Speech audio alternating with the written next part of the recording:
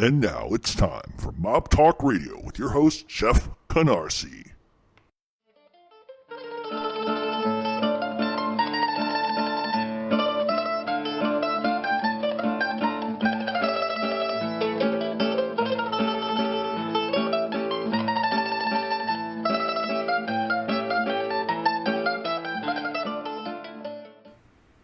And welcome to Mob Talk Radio. I'm your host, Jeff Canarsie. And the second show for your Thanksgiving, Joey Massino. It's a very big show, so I'm not going to do really a big introduction because there's a lot of facts, a lot of information to get out. Probably one of the bigger shows, the most information I've done thus far, only because there's more access to this than, say, somebody from 1960. So, all that being said, as far as next week goes, we will probably do a Q&A. I will launch that on Tuesday, more than likely, and once again, you can submit your questions on Facebook in that post, or you can message me personally on Facebook, or you can message me personally over on Mob Talk 7. Joey Massino was born in 1943 in New York City, raised mainly in Maspeth, Queens. According to him, he was a self-admitted juvenile delinquent by the age of 12, couldn't stay out of trouble. In 1956, he meets Josephine Vitale, who's the brother of Sal Vitale, and he ends up marrying Josephine in 1960. And that's very important because Sal Vitale becomes really an integral part of life and ends up, at the end of the day, testifying against him, but we're going to get to that. Early in the 1960s, Massino becomes a Bonanno associate. Along with Sal Vitale and Dwayne Leisenheimer, they sort of begin a monstrous hijacking crew. They end up fencing stolen goods, and they end up running a large numbers racket using the lunch wagon as a front. Joey Massino used a lunch wagon. He was a really big cook, enjoyed cooking, would eventually open up Casablanca's in Queens, and it really became a hot spot. But he used the lunch wagon sort of a front. Eventually, he crosses paths with another Queens hijacker in John Gotti, and the two became very close friends. Now, that's a relationship that would last for years, and ultimately, at the end, was not a good relationship, and there's multiple reasons for that. A lot of assertions that were made by Joey Massino, which aren't really accurate, but then again, we'll get to that as well. But being friends with John Gotti helped because John Gotti was the front guy for hijackings at the airport. He was the Gambino go-to guy for that. So there's a mutual partnership as far as that goes. With the money from hijackings, Massino then opened up a catering business called J&J Catering, which ultimately simply just became another front for him to launder money. Massino's mentor was Philip Rastelli. It was Rastelli who set Massino up as a lunch wagon operator, which was part of the Workmen's Mobile Lunch Association, which essentially was a protection racket. Basically for kickbacks, Rastelli ensured that Joey Massino would have absolutely zero competition as far as running the lunch wagon operations. In 1973, Bonanno boss Natalie Evola dies, and Rastelli ends up taking over, but shortly after that, he ends up going to prison. So Carmine Galante, Jesus, listen to me. Carmine Galante takes over. In 1975, Massino and Sal Vitale participated in the killing of Vito Borelli, who Massino blamed John Gotti for ultimately at the end of the day, but the murder was actually ordered by Paul Castellano. The reason why he blamed Gotti, obviously, is he thought that Gotti went to Castellano with the problem, with Vito Borelli being a problem. Castellano, of course, orders the murder. And Massino can blame John Gotti for that, but ultimately it was Massino and Sal Vitale were the ones that participated in that murder. The Borelli hit was significant because it was a murder that effectively put Massino on record, put him closer to becoming a made man in the mob. Not long after Massino arranged for the murder of Joe Pistone, who was one of Massino's backers. And this is sort of a theme. Joe ended up killing probably half of the people that was in his hijacking crew. And effectively, the reason why Pistone was murdered was because Sal Vitale had borrowed $9,000. He's sort of his collateral. Joey needs the money, so give me $9,000. And neither one of them had any intention of paying back Joe Pistone. It was easier just to kill him than it was to repay him, and that's effectively what they did. In March of 1975, Joey Massino gets arrested at the scene of the arrest of Raymond Ween. Now remember that name later, Raymond Ween, who was basically also in Massino's hijacking crew. Massino was charged with conspiracy of stolen goods. As trial approached, all charges were dropped after that argued that he was not properly Mirandized, so therefore any statements that Massino had made after the fact, police cannot use in court, and that effectively rendered the evidence null and void, and Joey was able to skate from that. On June 14th, 1977, Joey Massino officially gets inducted into the Bonanno crime family along with Anthony Spiro and Joe Chili Jr., which was overseen by Carmine Galante.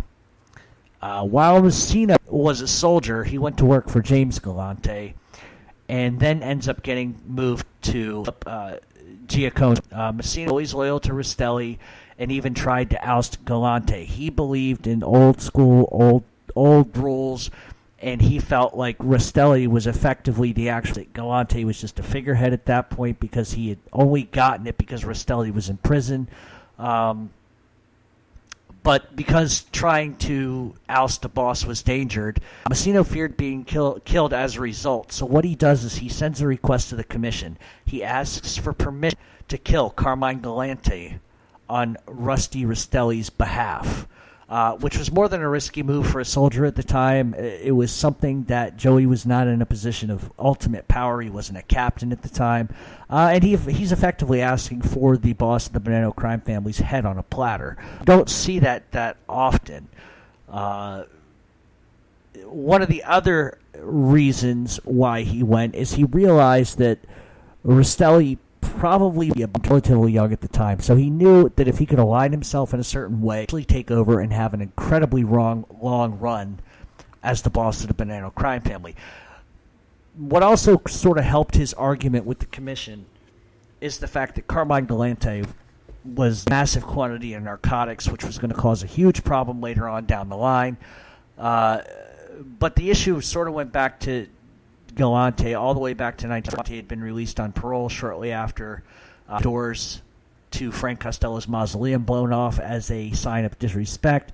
So the commission was already with Carmine Galante. They knew that he wasn't going to step back. They knew he was going to continue to sell drugs, and he would be a problem, so it would probably benefit the family if Galante went. November 1974, the commission names Philip Rastelli official boss. However, Rastelli was soon sent to prison, and Galante seized power while he was in jail. Galante thought he should have been boss. He felt like there's a reason why he should not be the official boss. He didn't like the idea of being a front boss or a street boss. And so felt like he was the rightful successor to Joe Bonanno. Then in the late 70s, Galante ordered the death of 8 members of the Gambino crime family. He murdered them to take over the narcotics operations and that further not only infuriated the commission, but it infuriated the Gambino crime family. So Galante at that point, between narcotics, between thinking he should have been the right successor to Joe Bonanno, the fact that he murdered 8 made guys from the Gambino crime family, that's a big problem. Furthering tensions, Galante refused to share in the profits from the drugs with any of the other families. So here you have Carmine Galante, who is selling narcotics for one, and they're not really happy with that. And we're talking like multi-million dollars here. We're not talking nickel and dime street pushing on the corner. Then he wants to be the boss, doesn't really like the idea that commission is not allowing him to be boss. He thinks he's the rightful owner of the position, which he's not. Then, on top of it all, he refuses to share in any of the profits from drugs. Now, we can make an argument that maybe had to, because therefore those profits should have technically gone to his family. However, this is one of those things with the mob, is that when there's a huge and then if this had been like a small operation, I don't think there would have been as much heat or as much anger involved in the process. But because this is a multi-million-dollar operation, the other 5 families wanted a cut of it, and he basically told them to fuck off.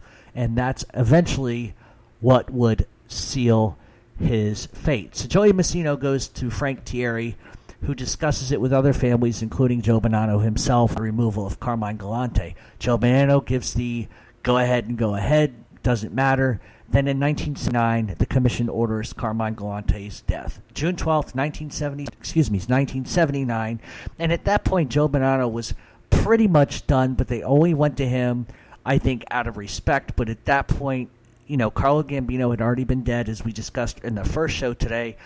So I don't think they really needed to go to him for an olive branch, but I think they were I think that Massino effectively and Thierry were covering their asses at this point to some extent to make it look good. So anyway, the commission orders his death, and Carmine Galante is eating dinner at Joe and Mary's in Bushwick when Anthony Indelicato, Dominic Trinchera, Dominic Napolitano shot and killed Galante, as well as Giuseppe Turano and Leonard Coppola. Two of Galante's bodyguards were unharmed, that being Baldassare Amato and Cesar Bonaventure. And here's the point. Bonaventure and Amato were in on it. They had to have been. They weren't touched. They weren't harmed. So obviously it was a setup from beginning to end. And it's widely been speculated that they not only knew but somehow participated. But as far as participation, they didn't participate. They were there.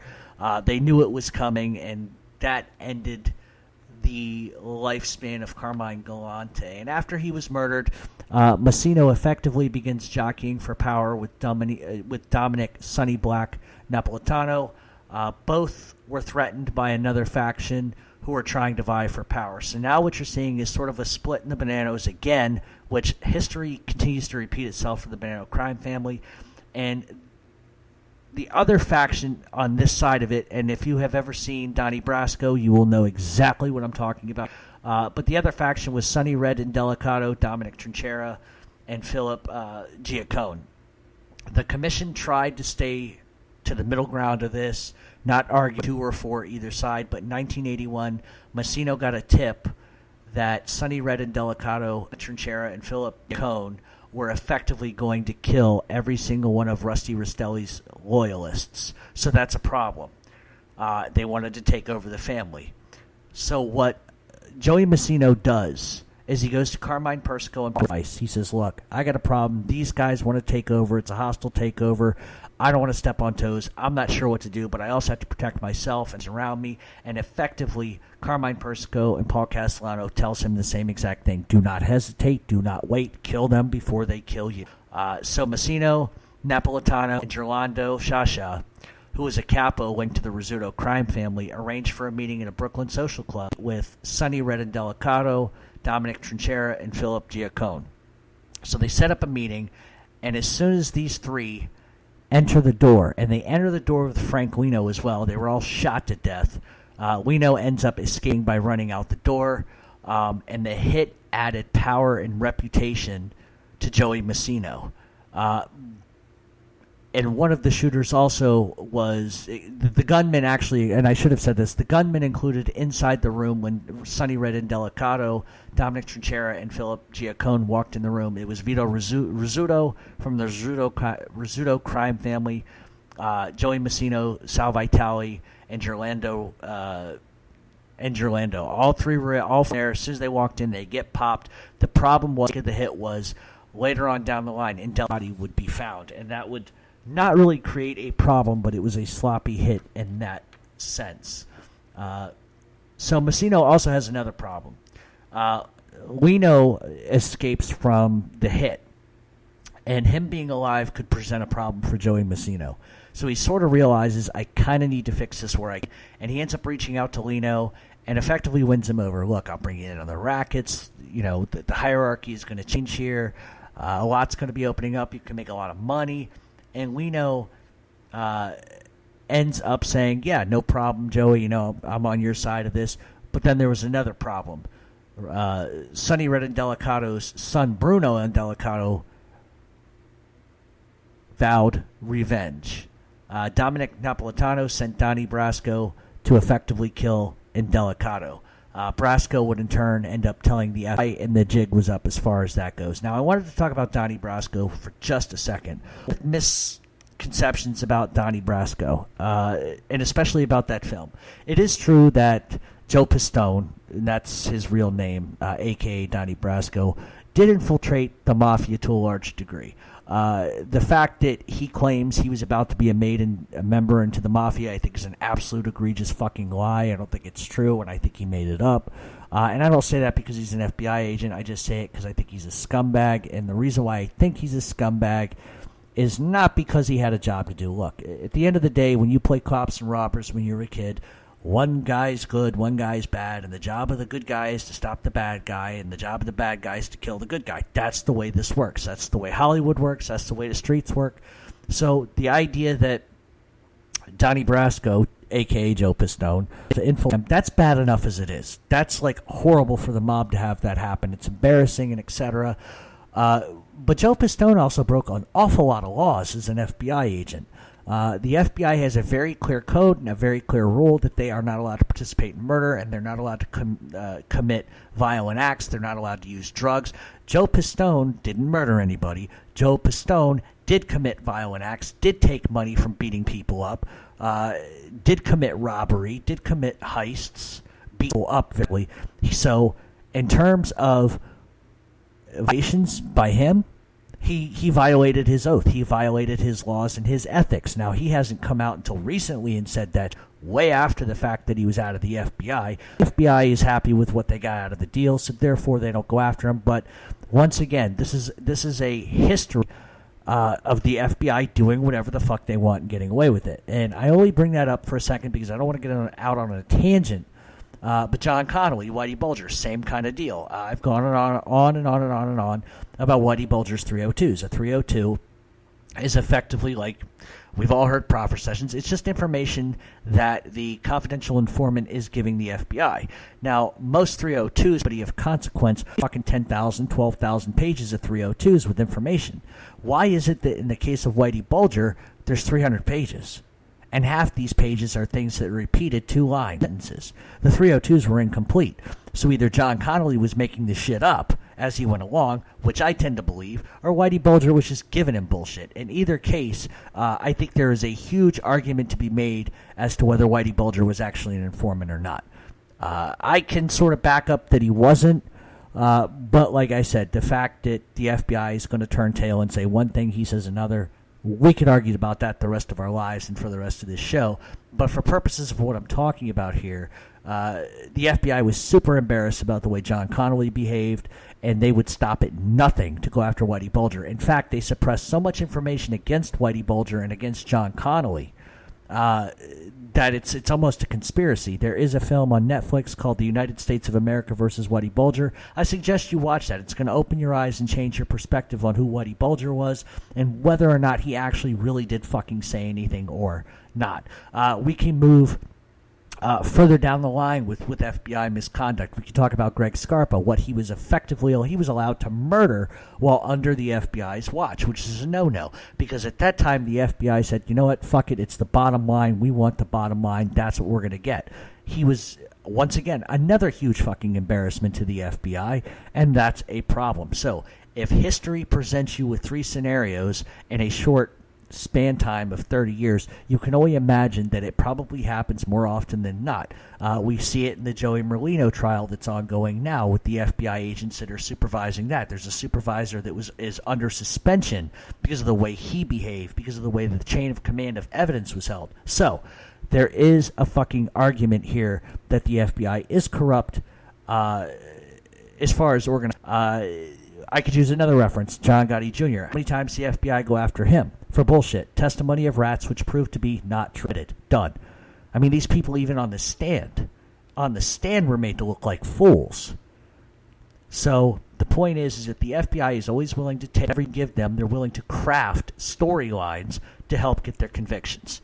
So, all that being said, I'm trying to remember how the hell I got on this rant, but the point is that Donnie Brasco, that if an FBI agent is going to break the law, shouldn't his testimony to a large extent be excluded from a trial? That's always be my argument. I'm not saying that Joe Pistone didn't do it. He did, because obviously he infiltrated the Bonanno when it was around a lot of people for a very long time. However, At what fucking point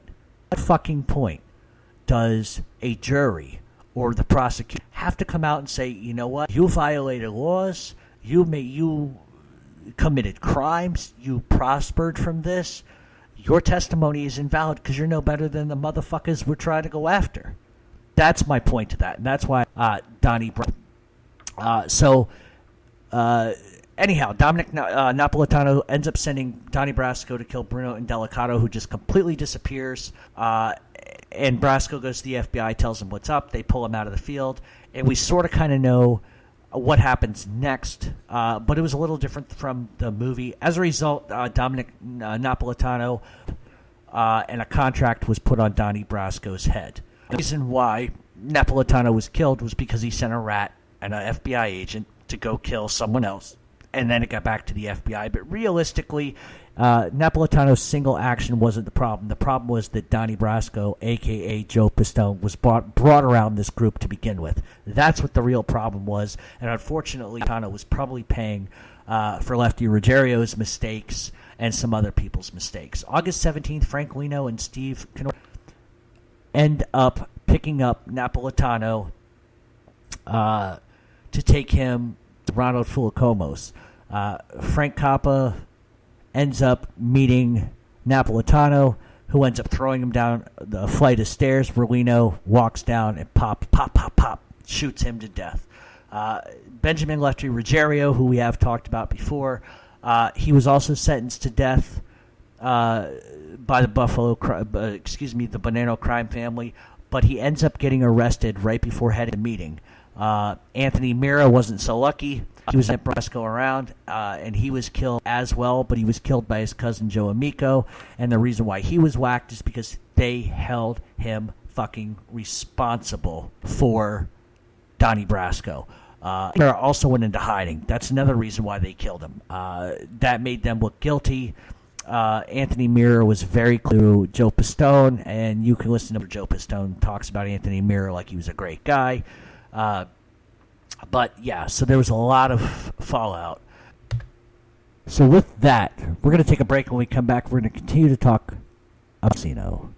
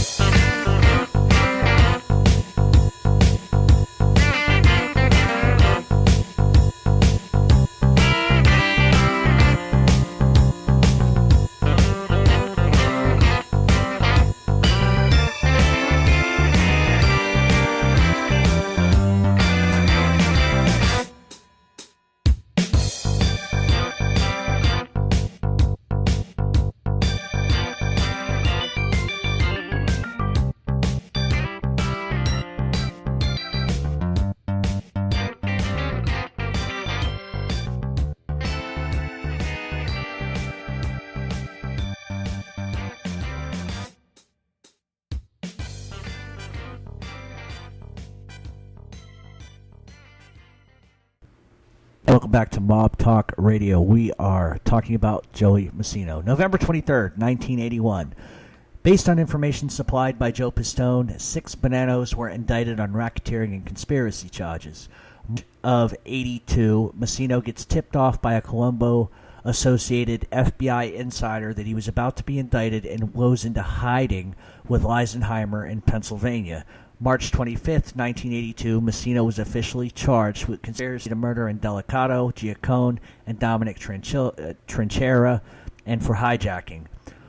While he was in hiding, he was able to watch the news and sort of get inside information about the prosecution's case, their strategy, and to see how things were going, which effectively allowed him time and space to sort of make a better case for himself, at least defensively.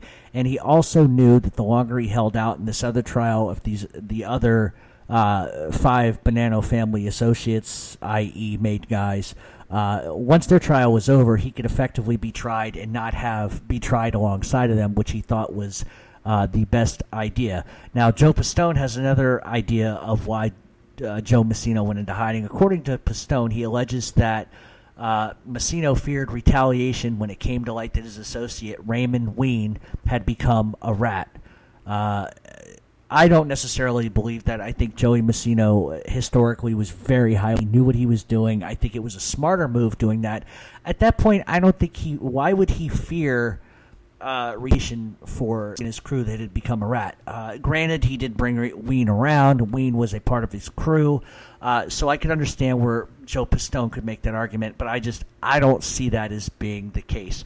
While Joey Massino was on the lam, John Gotti and Sal Vitale and other mobsters would casually visit him and pretty much drop off bundles of cash. That way he could help support himself and keep busy while he was in hiding.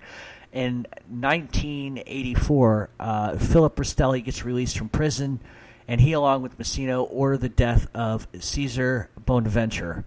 Massino summoned Vitale and Luis Anastasio and James Tartaglione to his hideout and effectively gives the order.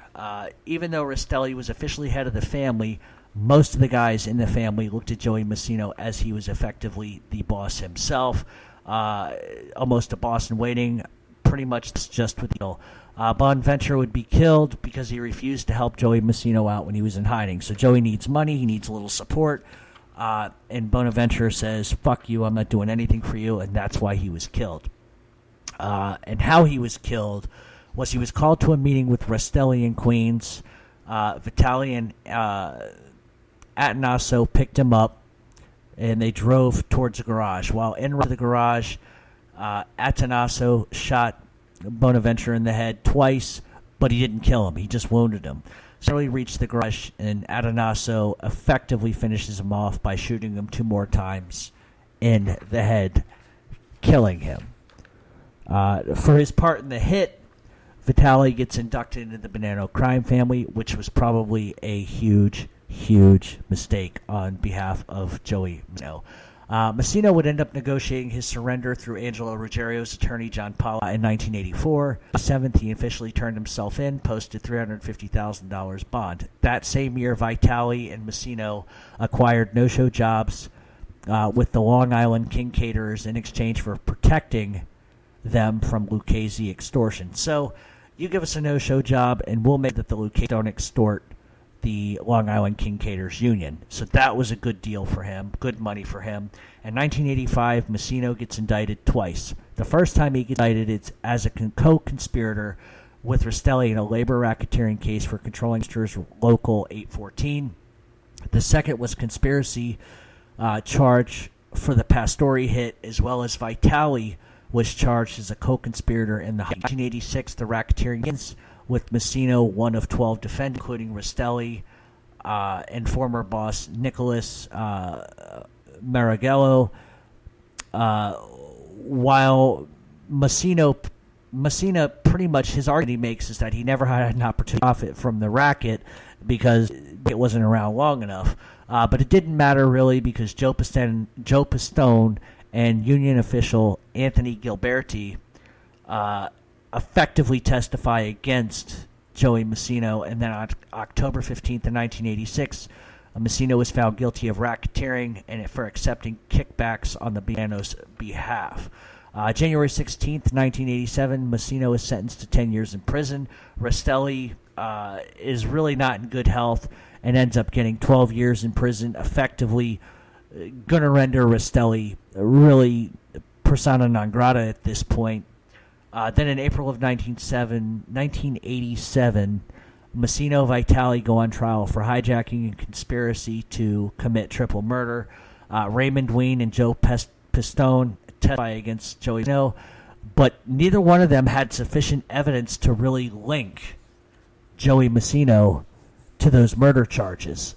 They didn't really have credible information, and information from an informant, but there was nothing tangible, no physical evidence, just sort of kind of word of mouth on the street.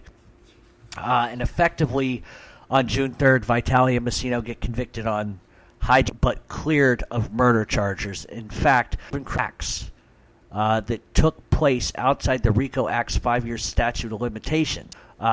So the idea here is that hijacking was really they could get caught on. There is a 5-year statute of limitations on the RICO Act. That was the only criminal act that they could prove that took place within that time period. So without that evidence, the criminal enterprise was still active in the time frame, but the jury returns a special verdict clearing both Vitale and layman's terms. More or less, RICO law has a statute of limitations. The only thing that they could realistically prove was hijacking. And so they came back with a special verdict saying, you know what, they're guilty of hijacking, not criminal enterprise violations, because that's the only thing we can get them on. So Massino ends up taking off and going to prison. While he's in prison, Sal Vitale is his messenger, semi-co-bossing with Anthony Spiro, who got a promotion, and Massino ends up ordering the death of Gabriel Infante for the 1982 botched hit on Anthony Gilberti, because they wanted Gilberti dead for testifying to him. He goes to Infante to have him killed. They fucked that all up. So Massino says, Gabriel, he's got to go. While Massino in prison, Vitale would continue to play message boy. And also, while Massino wanted to be officially boss, he really didn't want to take over while Philip Rastelli was still alive. And the reason being is because he respected Rastelli. Rastelli's the guy that brought him around the mob to begin with, for the most part. It was his mentor, his tutor. He just felt like there should be a natural succession in his elevation to boss, but that really wouldn't last long. He was respectful of Rastelli, but in his eyes, it was tradition that really kept them in. And a boss, and he always believed that the boss keeps his title for life unless he abdicates the throne, so to speak. In 1991, he orders Talley to make him boss as soon as Rastelli. As you can see, for the first year or so, he's in, we're gonna wait till Rastelli dies. No reason to push this, but now he wants Vitale to effectively make him boss as soon as Rastelli dies. In June of 91, Rastelli does die. Massino then tells Vitale to call a meeting with all the captains and vote, and Joe becomes boss of the Bonanno crime family. Then, in November of 1992, Joey Massino is released from prison. Due to Vitale helping him out while he was on the inside, he promotes Vitale to underboss. Very, very bad decision, and we'll find out why. Massino would return to King Caterers, and he would end up going and opening Casablanca in Maspeth, Queens, which was a very, very, very good restaurant. It actually, the remnants of Casablanca is still in Maspeth, Queens. I've passed times while on the road with my attorney, so it's still there. Anyhow, Massino ends up turning 48 years old when he ends up taking over the Bonanno crime. And he realizes a bunch of things. His reign could be a long one. He could be boss for a long time if he just plays it right. So he has to kind of sit down and think of some new creative ways to run the mob family and sort of avoid things and some of the issues that haunted the mob bosses, his predecessors, the guys that were bosses in the old days. And he ends up borrowing something from Vincent the Chin Gigante, instructing his men never to use his name, and they would always simply tug on their ear or touch their ear with him. To use his name was a death sentence. Furthering his fears, he closed every single Bonanno social club that there was. He realized being out was a bad fucking idea, so he tells everybody shut down every social club. Meetings to take place were going to take place in remote areas. They would take place in other countries. And effectively, he could use the argument that his captains, his soldiers, were on vacations. He told them, bring your wives. And it would look like vacation, but that's where he would conduct things because he was so paranoid about ears and eyes from the FBI. And also because of Joe Pistone's infiltration, all made men who had associates had to be in a working relationship for 8 years before they could be made. So if you're an associate under a capo and the capo says, you want to get made, you have had to have been working together for 8 years before they would even consider that. He also encouraged his men to induct their sons, as he knew that it would be sort of an insurance policy in case anybody decided to become an informant. Make your son. That way, if a father makes a son and the father becomes a rat, they can kill the son, or they could use leverage on the father not to inform as a threat to harm their son.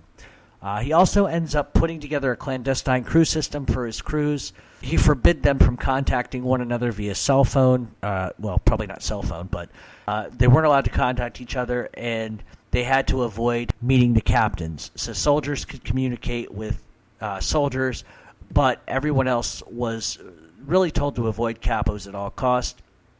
He actually ended up creating a new committee that would relay orders to his crews. Massino would then effectively keep a very, very, very low profile. As a result of the changes, there were some issues. One of them was that Sal Vitale was reduced in rank.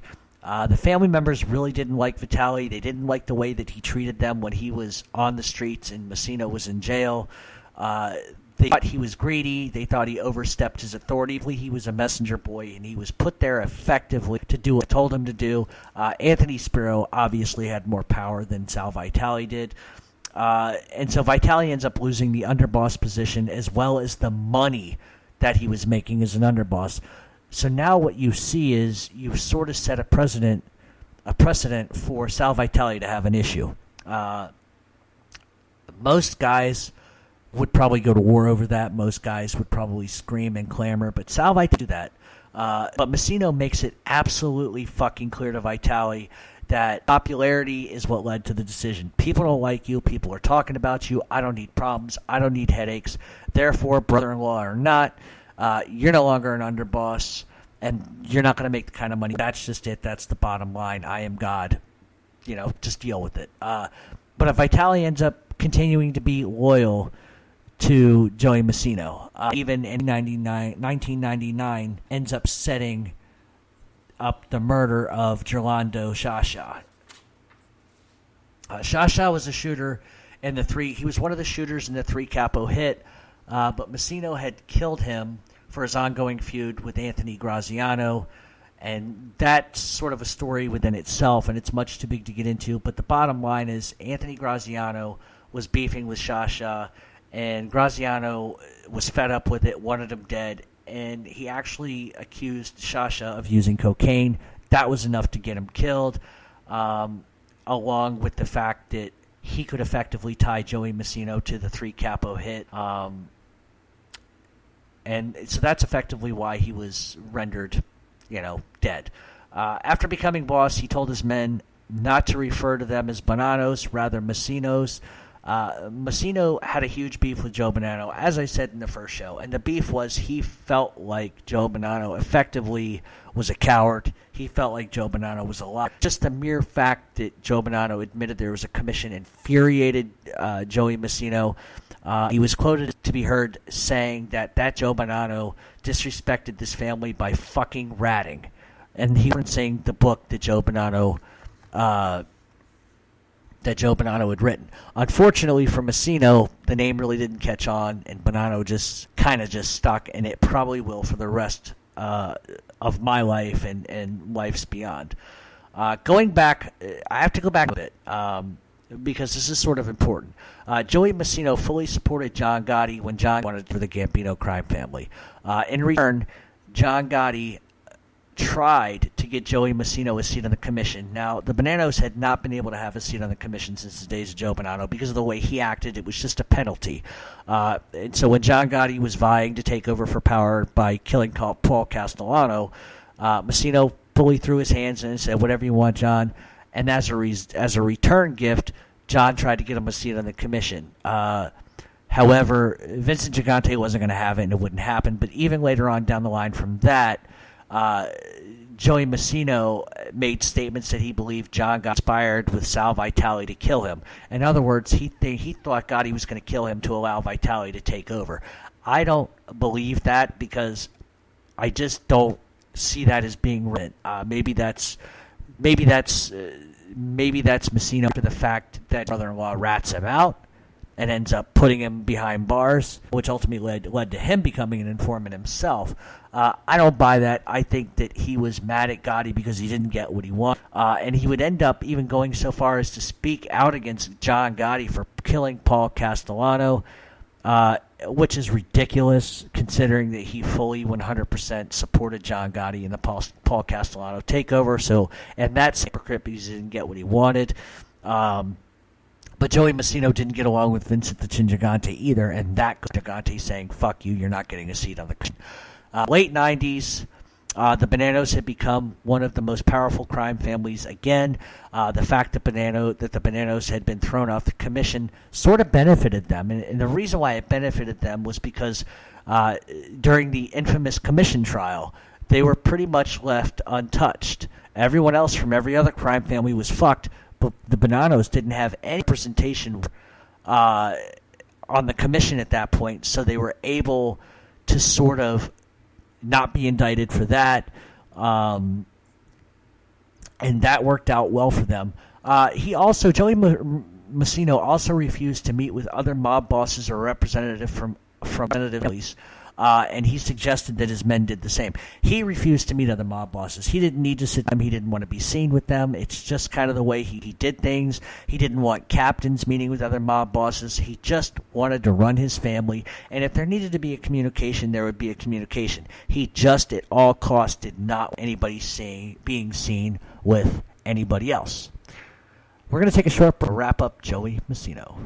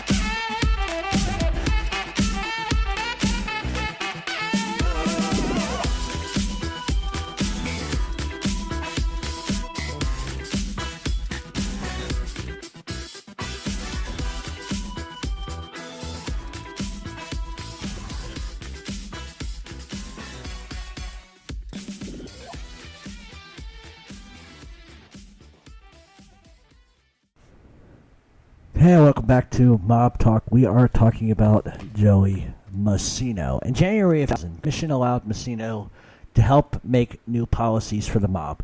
He wasn't allowed to have a commission, but they did allow him to sort of come in and give them some idea of where they think they should go with it, and etc. And he ends up helping them change a couple of things. The biggest change was that you now had to be 100% Italian to be made. Before it was, your father had to be Italian. Now, and there are also new instructions for initiating associates and new members. If you were convicted of drug dealing or drug charge, they wouldn't make. And a lot of that was just to protect themselves. Once you've been convicted of narcotics trafficking, the reality is you're probably going to continue to do it. And Joey Massino didn't think it was a good idea for the mafia to associate with those type of people. But then again, they were selling drugs, so take that as you want. Also, because Sciascia was a Rizzuto member, this I need to reference a little more clearly. Sciascia was killed. It created a problem. The Bonannos had long had affiliations and friendly relationships with the Rizzuto crime family. As a result of Sciascia being killed, who was a member of the Rizzuto crime family, the relationship soured, and it was really, really never the same. And Rizzuto would eventually end up going to prison as a result of Massino. The FBI, realizing Massino was almost untouchable, what they end up doing is they bring in forensic accountants in order to follow the money trail right back to Massino. They figured at the threat of long prison sentences, guys that might not normally flip would. Also, after Andrew, they were Joey Massino at all cost, and they had to do that was obviously found and just kind of following the money trail. In 1995, Spiro gets sentenced to 2 years after being convicted of loan sharking. Then in 2002, he was sentenced to life in prison for murder. Graziano would end up taking over, but he would also end up pleading guilty to racketeering, and he was. Then in June of 2002, Sal Vitale would plead guilty to loan sharking. However, not immediately sentenced. Instead, he was put on house arrest, and everyone suspected he would probably get a light sentence out of it. The problem is that Joey Massino didn't see it that way. What he saw was a guy who was deeply entrenched into this mafia family, his brother-in-law. Why did they not sentence him? Why did they put him on house arrest and wait for sentencing? It didn't make sense to Massino, but it made Massino believe immediately that Vitale was cooperating with the authorities in the Federal Bureau of Investigation. Massino then ordered that if he was arrested at any point, Sal Vitale was to be killed immediately, and that was because he suspected that Vitale was an informant for the FBI. Later in 2002, Frank Coppa would be the first made man in the Bonannos to ever cooperate. The one thing the Bonanno crime family could have said prior to 2002 was that no made member had ever testified or cooperated against their own family. Coppa was the first. He had actually been convicted on further charges. Not long after that, underboss Richard Cantarello would flip, who was a participant in the Anthony Mira hit. He was facing murder and racketeering charges and probably a life sentence. Then Joe D'Amico flipped. That's when he realizes he's in deep shit. Everybody's ratting up to the bottom. In 2003, Massino gets indicted with Ali Franklino and Daniel Mangelli in a huge racketeering indictment. The charges against Massino ordering the murder of Napolitano. Massino ends up getting denied bail, and Vinny Giano takes over as acting boss. Massino would come to trial. 3 more people important to Massino would become federal informants. James Tartaleone, a wire. The next up to informant was Sal Vitale. Massino found out immediately and wanted Vitale killed as soon as possible. Next up to become an informant was Frank Lino, followed by Dwayne Leisenheimer. Soon after, Massino is slapped with 7 additional murders. So effectively, and here's the reason why this happened. A lot of people may not see it this way, but each one is tied in with one another. Therefore, if one tattles, the other's fucked. If the other tattles, then the other's fucked. And it goes up and down the chain of command, and that's why you're seeing because everybody could be tied in with everybody else. They all started snitching immediately. In 2004, Massino's trial begins. He faces 11 RICO counts, 7 for murder, arson, extortion, loan sharking, gambling, money laundering. He's also indicted for the Shasha murder, but that was going to be a separate trial and separate indictment, and that could get him the death penalty, and that's what creates doubt in Massino's head. It wasn't so much racketeering, extortion, loan sharking, and the murder. It was the death penalty for killing Shasha. In 2004, he was found guilty on every single count. His sentencing was scheduled for October 12th. As the trial ended, Joey Massino asked to see the judge, where he made his first offer to cooperate. Facing the death penalty, fired the living shit out of Joey Massino, and he wasn't going to have it. He would be the first sitting mob boss ever to become an informant. Massino would go on to end up giving up everybody, including the bodies of several victims and locations. He would be given 2 consecutive life sentences, and his family would have to hand over $1 million in cash and real estate holdings. He would go on to testify in 7 trials, and eventually his sentence was commuted in 2013 by Judge Garifas. And that's sort of Joey Massino and how that all happened. It's really strange to look back. He's a rat, and we know that.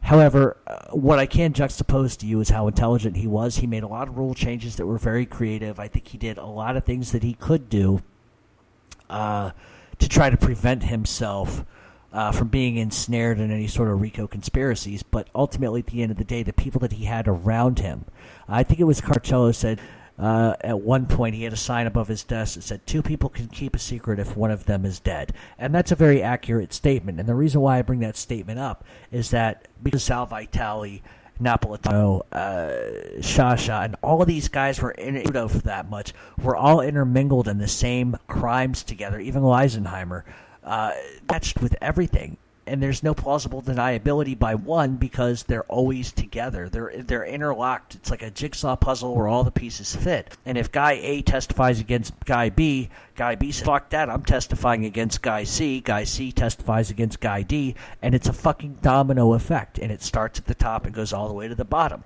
Now, we can make an argument of, okay, so all of these crap, but what the fuck is Joey Massino doing? I don't think under any circumstances Joey Massino would have done what he did if there wasn't a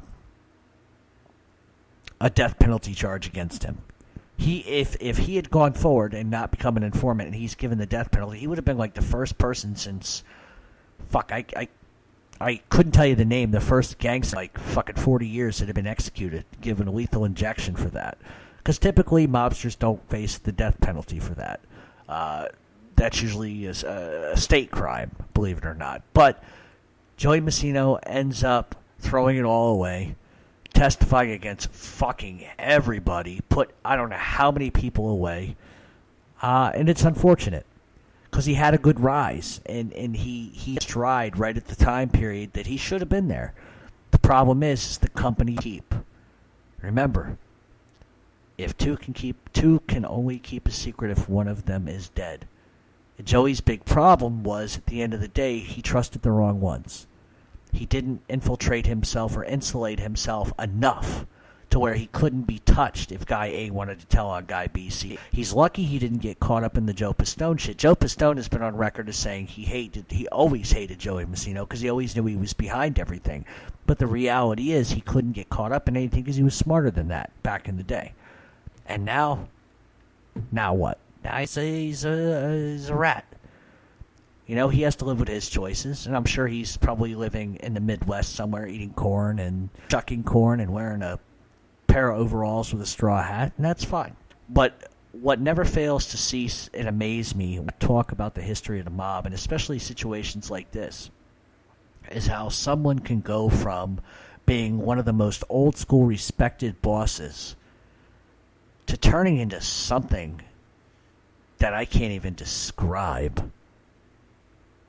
I just don't know how you go from the top to just saying, oh, I'm going to tell on everybody too. Since they're doing it, I'll do it. It might have been the death penalty thing. That might have been the thing that really put him in to really start thinking about his family, which I don't buy. I think he thought about himself. But he went from having it all to having nothing and being, you know, the shit on the bottom of a shoe in a relatively quick period of time. But he was active for almost 30 years. And that's Joey Massino. So I don't know what the lesson here is. If there was a lesson in this, it's that the ones that are truly good at what they do, your Carlo Gambinos, even Vincent Gigante for the most part, they're treacherous, which Massino was, but they insulate themselves incredibly well. And they have the respect, and the men fear them. And so maybe Massino didn't have that. Maybe he had a fear factor. I think Vitale ultimately wasn't the all to end all for him. There were others. But this is also coming in a time period where the mafia in general has changed. It has become, in large part, a me sort of thing. And nobody can keep their mouth closed. It becomes who first. Let me save my money. Let me not go to jail. And let me get it back, come out of WITSEC and start breaking laws again. Because that's what they do. That's what they've all done. You cannot not name one informant to me that has come out of prison and not gone back to the streets in some capacity. Whether it's selling drugs, whether it's excuse me, extortion, racketeering, loan shark, and intimidation, whatever. You know? So in the grand scheme of things, how do we look back at Joey Massino historically? Probably an old school boss, very tough, very intelligent man. He was highly intelligent. So was Joe Bonanno. I dogged him a bit, but Joe, an intelligent man. But intelligent men only go so far when their ego gets in the way. The ones that are intelligent realize that they're all to end all. That the machine operates not just from the fucking brain of the machine, but from the legs, the wheels, the spokes, the joints, the shocks, the tires, the shoes, the feet, the mandibles, whatever the fuck. You're only as good as the machine itself works. And you can be the brains all day long, but if you cannot continue to take care of the parts that need to be taken care of, then the whole thing fucking crumbles. And that's what we've seen time and time again. We've seen it with Joe Bonanno. We've seen it with Gotti, from the extent of not insulating himself enough. You know? And that's a problem. It's almost like, and maybe I'm wrong for saying this, but some of these guys should have taken a lesson from Carlo Gambino. Stay in your fucking house, watch TV, don't utter a fucking word, don't go out in public. That's the price you have to pay to be what you want to be. That's the price to pay to make millions of dollars and never spend a fucking night in jail. You have to sacrifice paintings, you have to sacrifice the cars, you have to sacrifice the big house, the expensive meals, and the fucking broads. You have to sacrifice that. You stay at home and you just let your empire grow. And that's the problem. You have type A personalities, type B personalities. In Joey Massino's case, because that's who we're discussing, he just didn't insulate himself. He just didn't insulate himself at all, and he ended up paying the price for it. And then hundreds of other people paid the price. Because not only did he get ratted on, but he turned right around and made himself out to be the biggest fucking pile of trash the Mafia has, one of the biggest piles of trash the Mafia has ever seen. Highly intelligent, highly crafty, very dangerous, very deadly, very smart, but at the end, he's still a fucking rat. You know? And that's the story of Joey Massino. So next week, here's what we're going to do. We're going to do a Q&A next week, and I don't know, I want to around a little bit, change it up, so we'll figure out something. Anyway, you can reach us at Real Mob Talk 7 on Twitter, or on Twitter, rather. Go on Facebook, type in Mob Talk Radio. You'll find a page. Like it, subscribe, hate it, make threats, do whatever you want to do. Over on YouTube is where all our radio shows can be heard. Give my buddy Williams Collier a like. He's over on YouTube, True Crime Channel. He's also co-writer to the Mob Talk Radio blog and True Crime blog, which is Facebook to that. If you want to send a message to me personally, which many of you are actually doing, you can do it at Talk7 inbox or do it on Facebook in my Messenger app, and I will get back to you as soon as I can. But you guys got to realize, some of you like fucking send messages at 3 o'clock in the morning. I'm trying, and they're crazy questions and in depth, and I feel guilty for not answering. But it's 3 o'clock in the morning, so just judge what time you're sending messages, because my phone does go off like it's having a seizure every 10 seconds. So, anyway, thanks for listening to the show. Hope you guys learned something today. And I hope that your Thanksgiving was great, and I hope you got to spend time with family, and we'll see everybody next week.